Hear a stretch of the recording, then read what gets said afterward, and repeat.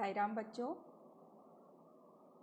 हिंदी पाठ 2 भालू ने खेली फुटबॉल। इस पाठ के कुछ प्रश्न आप कर चुके हैं, अभ्यास कर चुके हैं किताब में, तथा आप अपनी नोटबुक में भी कुछ प्रश्न कर चुके हैं। कुछ और नए प्रश्न इसी पाठ से संबंधित हैं जो हम आज करेंगे। ठीक है बच्चों, तो हमारा पहला प्रश्न है खाली स्थान भरो।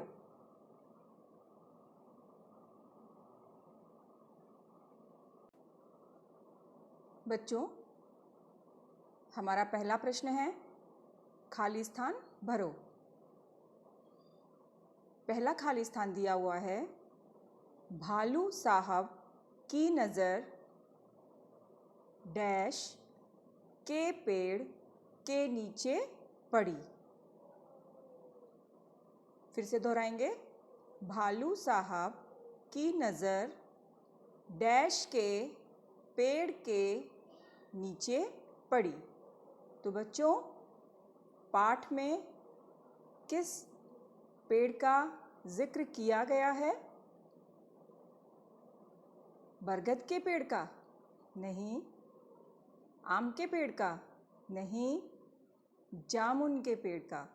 तो भालू साहब की नज़र जामुन के पेड़ के नीचे पड़ी। तो आप पहले खाली स्थान में लिखेंगे जामुन। दूसरा खाली स्थान है, हड़बड़ी में शेर का डैश दहाड़ा। हड़बड़ी में शेर का डैश दहाड़ा। शेर का बच्चा। हड़बड़ी में शेर का बच्चा दहाड़ा। अगला है, शेर के बच्चे को डैश में मज़ा आ रहा था। तो यहाँ खाली स्थान में क्या लिखेंगे आप? शेर के बच्चे को उछलने में मज़ा आ रहा था। शेर के बच्चे को उछलने में मज़ा आ रहा था। अगला प्रश्न है, शेर का बच्चा धड़ाम से डैश पर आ गया। शेर का बच्चा धड़ाम से ज़मीन पर आ गया। तो यहाँ खाली स्थान में क्या आएगा? ज़मीन पर आ गया। शेर के बच्चे ने सोचा जान बची तो डैश पाए। ये एक मुहावरा है जो पाठ के अंदर आया है। अगर आपने पाठ को ध्यान से सुना है और पढ़ा है तो आप बताएंगे यहाँ क्या आएगा? शेर के बच्चे ने सोचा जान बची तो लाखों पाए। जान बची तो लाखों पाए। तो यहाँ खाली स्थान में आप लिखेंगे लाखों। ठीक है, चलिए अगला प्रश्न है, किसके बच्चे को क्या कहते हैं? मिलान करो। एक तरफ आपको जानवरों के नाम दिए हैं और दूसरी तरफ आपको उनके बच्चों के नाम दिए हैं। आपको जानवरों से उनके बच्चों को मिलाना है। जैसे पहला आपको करके दिया हुआ है। ठीक है, चलिए मिलान शुरू करते हैं। जैसे कि पहला आपको करके दिया हुआ है, हम दूसरा करेंगे। बकरी, तो बकरी के बच्चे को क्या कहते हैं? चूज़ा। बछड़ा, मेमना या शावक? बकरी के बच्चे को कहते हैं मेमना। तो आप बकरी से मेमने को मैच करेंगे, मिलान करेंगे। दूसरा है शेर। शेर के बच्चे को क्या कहते हैं? शावक। तो शेर को किससे मिलान करेंगे? शावक। अगला है गाय। गाय तो आप सबके घर में होती है ना, तो गाय के बच्चे को क्या बोलते हैं? बछड़ा। गाय के बच्चे को बछड़ा। और आखिर में बचा मुर्गी। मुर्गी के बच्चे को क्या बोलते हैं? चूजा। ठीक है, आप भी ऐसे ही मिलान करेंगे।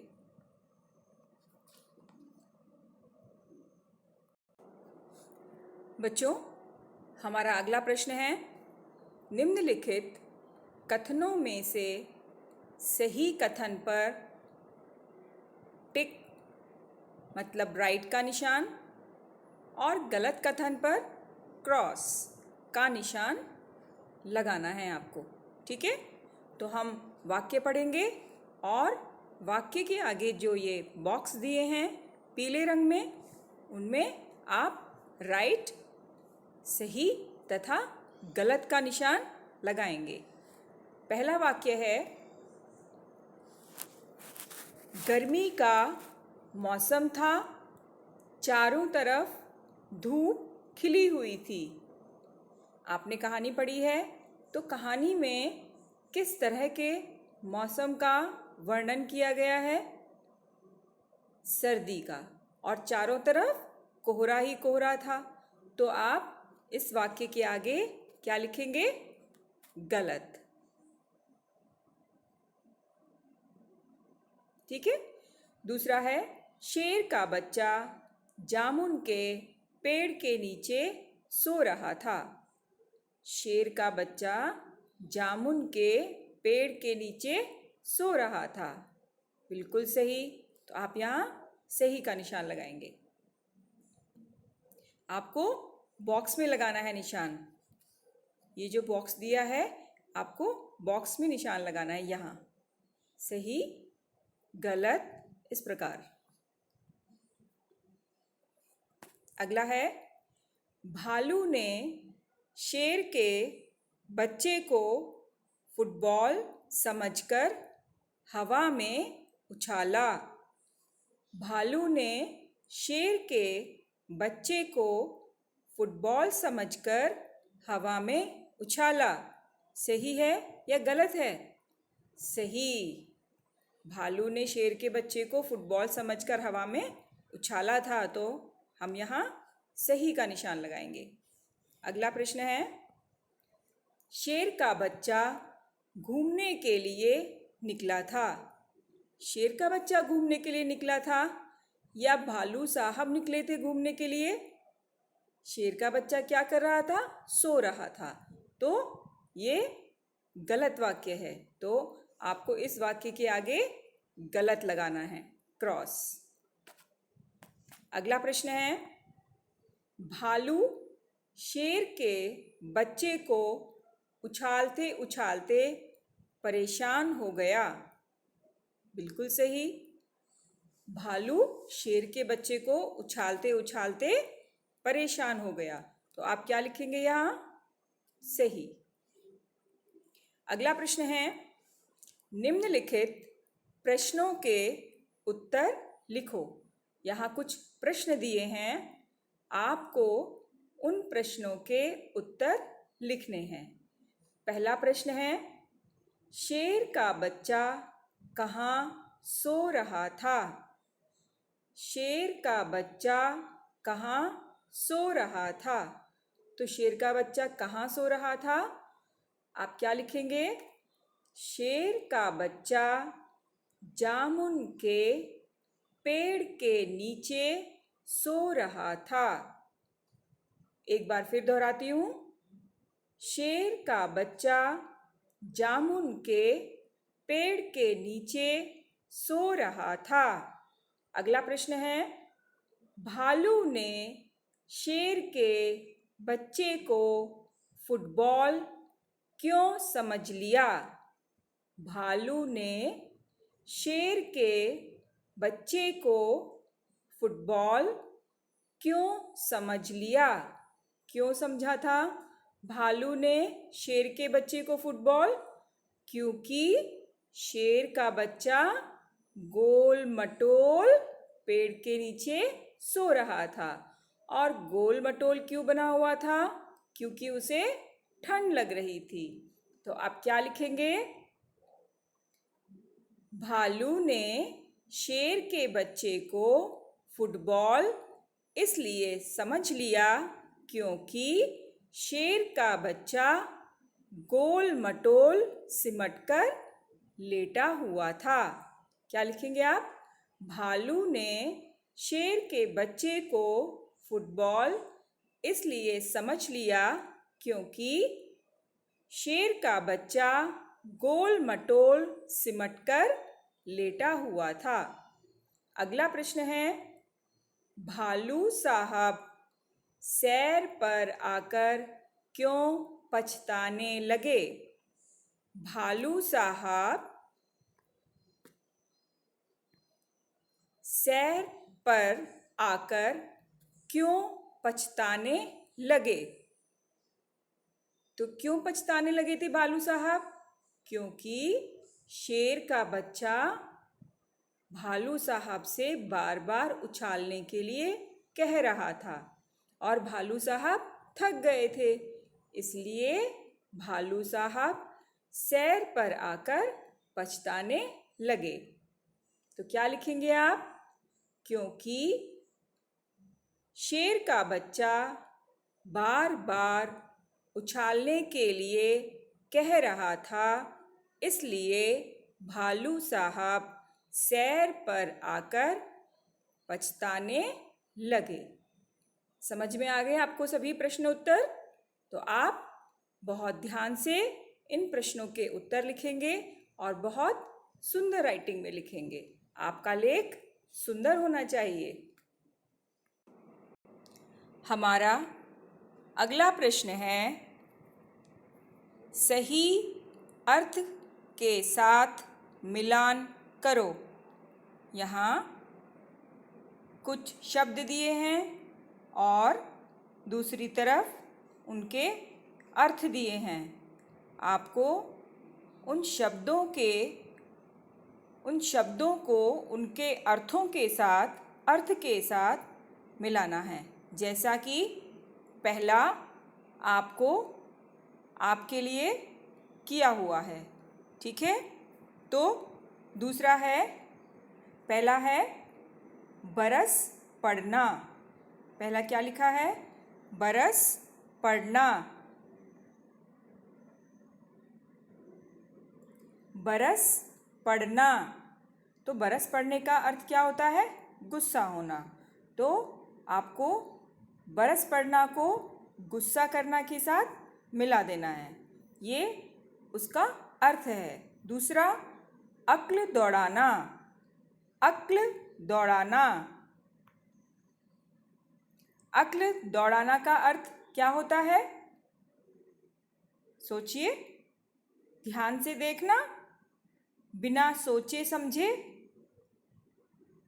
भाग जाना या सोचना। तो अक्ल दौड़ाने का अर्थ हुआ सोचना। तो आप इसको सोचना के साथ मिलान कर देंगे। अगला है 9 2 11 होना। 9 2 11 होने का अर्थ क्या होता है? भाग जाना। 9 2 11 होना एक मुहावरा है और इसका अर्थ होता है भाग जाना। तो 9 2 11 होना अर्थात भाग जाना। अगला है आंखें फैलाना। आंखें फैलाना मतलब बहुत ध्यान से देखना। आंखें फैलाना का अर्थ हुआ बहुत ध्यान से देखना। तो आप इसको ध्यान से देखना के साथ मिलान कर देंगे। अगला है आव देखा न ताव। आव देखा न ताव मतलब बिना सोचे समझे। आव देखा न ताव का अर्थ हुआ बिना सोचे समझे। तो आपको इस तरीके से मिलान कर देना है। अगला प्रश्न है जामुन के समान 5 छोटे फलों के नाम लिखो। जैसे जामुन छोटा फल है, बड़े फल भी होते हैं, लेकिन आपको जामुन के समान छोटे फलों के नाम लिखने हैं। तो जामुन के समान और कौन से छोटे फल होते हैं? जैसे क्या लिख सकते हैं आप? बेर। जैसे क्या लिखेंगे? बेर। और क्या होता है छोटा?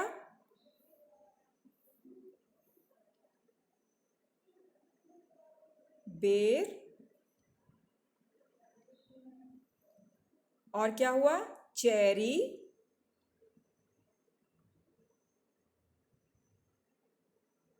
और क्या छोटा फल हुआ? सोचिए। और हुआ अंगूर। क्या लिखेंगे? अंगूर। ये सभी छोटे फल हैं। और क्या हुआ छोटा फल? सोचिए। खजूर। और क्या छोटा फल हुआ? खजूर। तो आप यहाँ लिखेंगे खजूर। और कौन सा छोटा फल होता है? सोचिए। करौंदे। करौंदा भी छोटा फल होता है। ये खाने में बहुत खट्टा होता है। करौंदे। करौंदे को इस प्रकार लिखेंगे, करौंदे। क र में औ की मात्रा, द में ए की मात्रा, करौंदे। तो ये 5 ऐसे फल हैं जो जामुन से मिलते जुलते छोटे होते हैं, लेकिन सबका स्वाद अलग होता है। बेर का स्वाद अलग होता है, अंगूर का स्वाद अलग होता है, चेरी का स्वाद अलग होता है, करौंदे का स्वाद अलग होता है, लेकिन ये सारे फल देखने में जामुन के समान छोटे होते हैं। अगला प्रश्न है हमारा, नीचे सूची में दी गई चीज़ों का रंग लिखो और बॉक्स में भी वही रंग भरो। यहाँ आपको कुछ चीज़ों के नाम लिखे हैं। जैसे जामुन का रंग कैसा होता है? जामुनी। ठीक है। क आपको दिया हुआ है आम। आम का रंग कैसा होता है? पीला। तो यहाँ बॉक्स में आपको कौन सा रंग भरना है? पीला रंग। कौन सा रंग भरेंगे? पीला। ठीक है बच्चों, तो यहाँ आपको पीला रंग भरना है। बहुत सुंदर तरीके से आपको रंग भरना है। क्योंकि आम पीला होता है तो बॉक्स में आपको पीला रंग भरना है। दूसरा दिया है टमाटर। टमाटर का रंग कैसा होता है? लाल। तो आप क्या लिखेंगे? यहाँ आप लिखेंगे लाल। आप लिखेंगे लाल। और बॉक्स में आपको कौन सा रंग भरना है? लाल। यहाँ जो बॉक्स दिया है, क्योंकि टमाटर का रंग कैसा होता है? लाल, तो आप यहाँ बॉक्स में लाल रंग भरेंगे। ठीक है। तो जिस फल का जैसा रंग होता है उसमें आपको उसके सामने वैसा ही रंग लिखना है, और जो रंग, जिस रंग का नाम आप लिखेंगे वही रंग आपको यहाँ बॉक्स में भरना है। समझ गए बच्चों? भिंडी का रंग कैसा होता है? हरा। तो आप यहाँ हरा लिखेंगे और बॉक्स में हरा रंग भरेंगे। बाल, बालों का रंग कैसा होता है? काला। तो आप यहाँ लिखेंगे काला, और बॉक्स में आपको काला रंग भरना है। अगला है रुई। रुई का रंग कैसा होता है? सफ़ेद। तो यहाँ आप लिखेंगे सफ़ेद और बॉक्स में भी आपको सफ़ेद रंग भरना है। आपको प्रश्न ठीक प्रकार समझ में आ गया होगा, तो आप इसे ध्यानपूर्वक करेंगे। अगला प्रश्न है, कारण बताओ। आपको कारण बताना है। पहला है, शेर का बच्चा सिमटकर गोल मटोल होकर सोया हुआ था। तो आपको ये बताना है कि शेर का बच्चा सिमटकर गोल मटोल क्यों सोया हुआ था, किस कारण से सोया हुआ था। आपको पता है ना, क्योंकि मौसम सर्दी का था और शेर के बच्चे को ठंड लग रही थी, इसलिए शेर का बच्चा सिमटकर गोल मटोल सोया हुआ था। तो आप क्या लिखेंगे? क्योंकि शेर के बच्चे को ठंड लग रही थी, इसलिए शेर का बच्चा सिमटकर गोल मटोल सोया हुआ था। ठीक है। अगला प्रश्न है, भालू ने शेर के बच्चे को हवा में उछाला।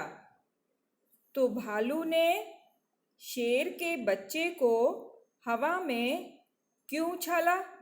कारण बताओ इसका, क्यों उछाला था? तो क्या लिखेंगे आप? भालू ने शेर के बच्चे को हवा में फुटबॉल समझकर उछाला। क्या लिखेंगे? भालू ने शेर के बच्चे को हवा में फुटबॉल समझकर उछाला। ठीक है। अगला प्रश्न है, भालू थक कर परेशान हो गया। भालू थक कर परेशान हो गया। तो भालू थक कर परेशान क्यों हो गया? क्या कारण था कि भालू थक कर परेशान हो गया? तो आप यहाँ क्या लिखेंगे? क्योंकि शेर का बच्चा बार बार उछालने के लिए कह रहा था, इसी कारण भालू थक कर परेशान हो गया। आपको लिखना है, शेर का बच्चा बार बार उछालने के लिए कह रहा था, इसी से परेशान होकर भालू थक कर परेशान हो गया।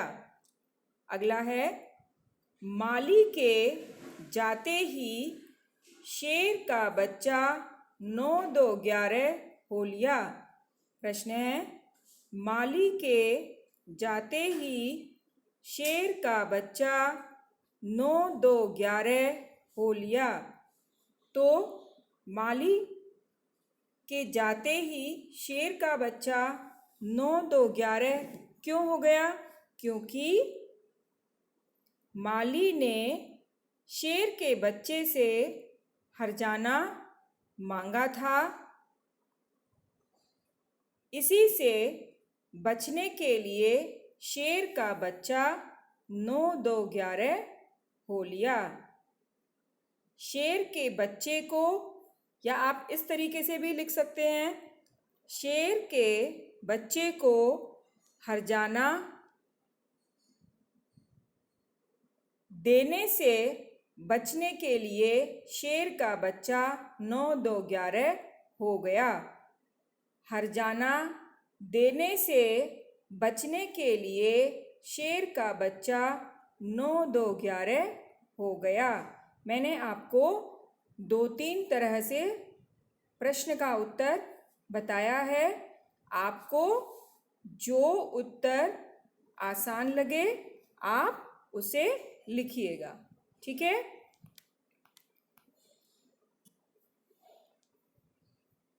अगला प्रश्न है, हमारा अगला प्रश्न है,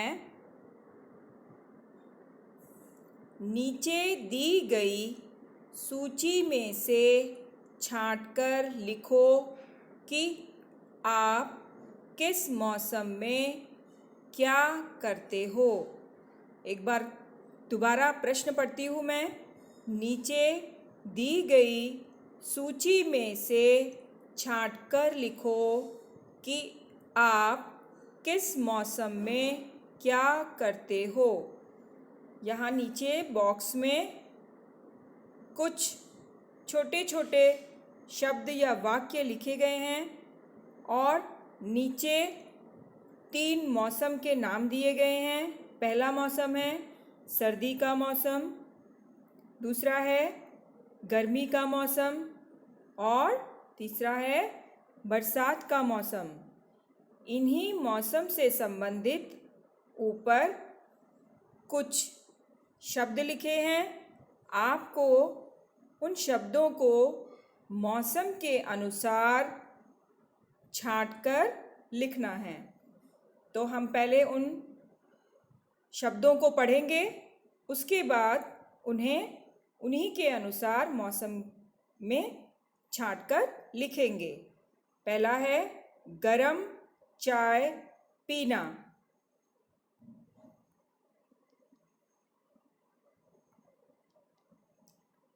गरम चाय पीना। दूसरा है लस्सी पीना।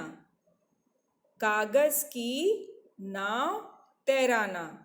कागज़ की नाव तैराना। रज़ाई ओढ़ना। रज़ाई ओढ़ना। आइसक्रीम खाना। पकौड़े खाना। स्वेटर पहनना। बार बार नहाना। आम खाना। बारिश में भीगना। और आखिरी है आग तापना। तो आपने इन सभी को पढ़ा। अब आप इन्हें इनके मौसम के अनुरूप उन्हीं के सामने लिखिए। तो पहला आपको दिया है सर्दी का मौसम। तो सर्दी के मौसम में आप क्या करते हैं? चाय पीते हैं। सर्दी के मौसम में चाय पीते हैं। तो आप ये लिखेंगे, सर्दी के जहाँ लिखा है सर्दी का मौसम वहाँ आप लिखेंगे गरम चाय पीना। और क्या करते हैं सर्दी के मौसम में? आग तापना। और क्या करते हैं? पकौड़े खाना। और क्या करते हैं सर्दी के मौसम में? रज़ाई ओढ़ना। रज़ाई भी आप सर्दी के मौसम में ही ओढ़ते हैं ना, रज़ाई ओढ़ना। तो आप इन सबको यहाँ लिखेंगे। जैसे सर्दी के मौसम में आप क्या करते हैं? आग तापना। तो आप यहाँ लिखेंगे आग तापना। ऐसे ही आप ऊपर से देखेंगे और नीचे लिखेंगे। ठीक है। दूसरा मौसम दिया है गर्मी का मौसम। तो गर्मी के मौसम में हम क्या करते हैं? गर्मी के मौसम में हम लस्सी पीते हैं। गर्मी के मौसम में लस्सी पीते हैं। तो लस्सी पीना और बार बार नहाना। और क्या करते हैं गर्मी के मौसम में? आइसक्रीम खाना। आइसक्रीम भी हम गर्मी के मौसम में ही खाते हैं। और क्या खाते हैं गर्मी के मौसम में? आम खाना। ठीक है, ये सब हम गर्मी के मौसम में लिखेंगे। अगला मौसम है बरसात का मौसम। बरसात के मौसम में क्या करते हैं आप? क्योंकि चारों तरफ पानी ही पानी रहता है, तो आप क्या कर सकते हैं बरसात के मौसम में? कागज़ की नाव तैराना। कागज़ की छोटी छोटी नाव हम बरसात के मौसम में ही तैरा सकते हैं, क्योंकि नाव पानी के ऊपर ही तैर सकती है और बरसात के मौसम में चारों तरफ पानी ही पानी होता है। और क्या कर सकते हैं बरसात के मौसम में? बारिश में भीगना। ये भी हम बरसात के मौसम में ही करेंगे, बारिश में भीगना। और क्या करेंगे बरसात के मौसम में, बताइए।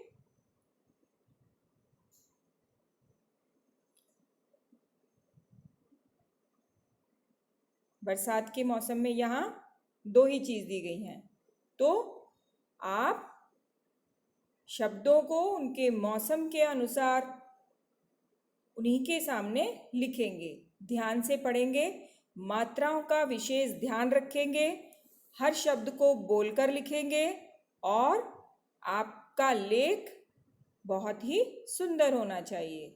ठीक है बच्चों, सायराम बच्चों।